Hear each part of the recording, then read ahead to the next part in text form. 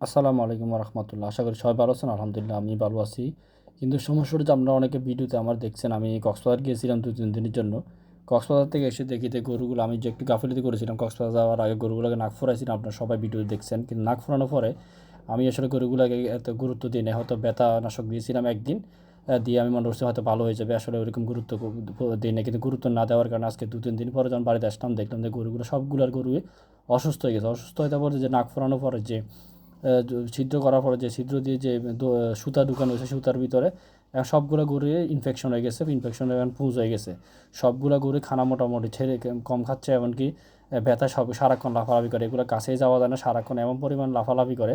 আমি যাওয়ার পর আমার দেখার পরে এত পরিমাণ লাফালাফি করছে যে এইটাগুলো আসলে আমি মানে ভয় পেয়ে গেছিলাম। গরুগুলো গায়ে হাতে দেওয়া যায় না, ইঞ্জেকশন তো দূরের কথা। তখন চিন্তা করলাম আসলে গরুগুলো কী করা যায়। এরকম যারা আসলে গরু পালেন, এই আসলে সামান্য পরিমাণ ভুলের কারণে অনেক বড় ক্ষতি হয়ে যায়। এটা আমার নিজেরই ভুল। আমি আসলে নিজে যেহেতু এইসব প্রফেশনাল মানুষ হয়ে আসলে এই জিনিসটা বুঝি নাই, গুরুত্ব দেই নাই। এগুলো আসলে অ্যান্টিবায়োটিক এমনকি ব্যথানাশক দেওয়ার দরকার ছিল, আমি দেই নাই।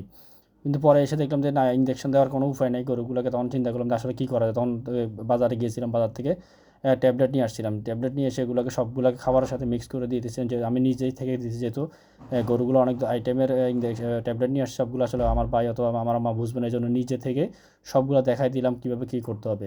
আমি এই ক্ষেত্রে ইউজ করছি মুক্সিলিন অ্যান্টিবায়োটিক। যেহেতু গরুগুলো বডি ওয়েট অনেক বড়, সবগুলো গরুকে 2টা করে মুক্সিলিন আর ব্যথানাশক হিসেবে দিয়েছি ফার্স্ট বেড। যেহেতু সামান্য পরিমাণ ব্যথা আছে, অতিরিক্ত ব্যথা নেই, জন্য ফার্স্ট বেড দিয়েছি 2টা। আর হচ্ছে ফেনাডিল অ্যান্টিহিস্টামিন হিসেবে ফেনাডিল ইউজ করছি। এভাবে আমি গরুগুলোকে 6টা ট্যাবলেট, প্রত্যেকটাকে 6টা করে সকাল বিকাল দেওয়ার জন্য আমার আম্মাকে বলে আসছি, এমনকি আমার ছোটো ভাইকে বলে আসছি। আসলে এই খামার করতে গেলে আসলে সামান্য পরিমাণ ভুলের কারণে আমরা অনেক ধরনের ঝামেলা হয়ে যায়। গরুগুলো যেহেতু যেহেতু ছিদ্র করা হয়েছে, মানে এখানে একটু ইনফেকশন হবে, জিনিসটা আসলে আমার বুঝে না বুঝার মানে কেন তো মাথায় ঢুকলো না, আমি আসলে নিজে বুঝি নাই। হয়তো ট্যুরের ব্যস্ততার কারণে বা অন্যান্য দিকে মনোযোগ থাকার কারণে আসলে জিনিসটা বুঝি নাই, উপলব্ধি করে নেই। এখন গরুগুলো প্রচুর পরিমাণে কষ্ট হচ্ছে, এমনকি আমারও কষ্ট হচ্ছে।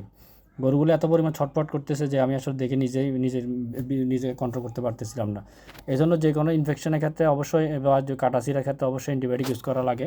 আমি আসলে ওই জিনিসটা বুঝতে পারি না। পরে আমার ছোটো ভাইকে বললাম যে সবগুলোকে খাবারের সাথে মিক্স করে দিয়ে আমরা দুনো ভাই মিলে সবগুলো খাবার দিয়ে দিলাম। ইনশাআল্লাহ আশা করি 2-3 দিনের ভিতরে ইনশাআল্লাহ এগুলো ঠিক হয়ে যাবে। কিন্তু আরেকটা গরু হচ্ছে, যে দড়িটা দিয়েছিলাম নাকের ভিতরে, দড়িটা খুলে ফেলছে। এখন এটাকে ওই দড়িটাও লাগানো যাচ্ছে না।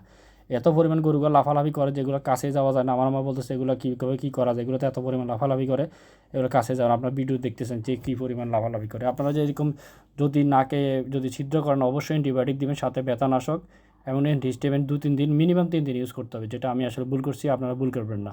তো সবাই ভালো থাকবেন। আল্লাহ হাফেজ। আমার জন্য দোয়া করবেন। যদি ভিডিও ভালো লাগে অবশ্যই লাইক কমেন্টস এমনকি শেয়ার করে দিবেন, যাতে অন্যান্য খামারের দেখে উপকৃত হয়।